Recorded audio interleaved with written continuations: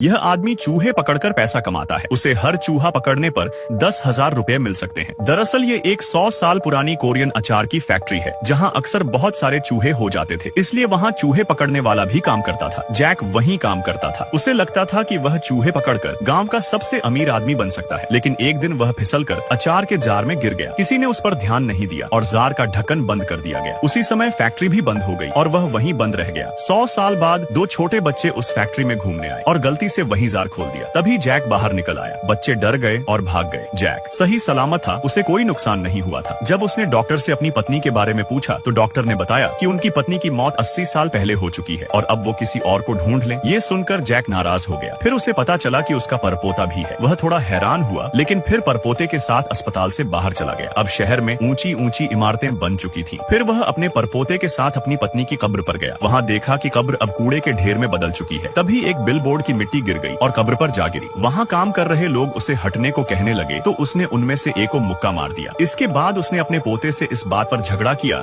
कि उसने कब्र की देखभाल क्यों नहीं की। फिर दोनों अलग हो गए। जैक ने सोचा कि वह फिर से काम शुरू करेगा ताकि पैसा कमाकर उस बिलबोर्ड को हटा सके। वह मॉल गया और 100 खीरे खरीद लिए, लेकिन उसके पास पैसे नहीं थे, इसलिए वह कूड़े के ढेर से खाने लायक चीजें ढूंढने लगा। उसे कुछ खीरे और कच्चा माल मिल गया। फिर उसने लकड़ी से एक छोटी सी गाड़ी बना ली और अचार बनाने का काम शुरू किया। उसने खीरे काटकर नमक डालकर अचार तैयार किया। रात में बारिश हुई और अगली सुबह उसके लाजवाब अचार के डिब्बे तैयार हो गए।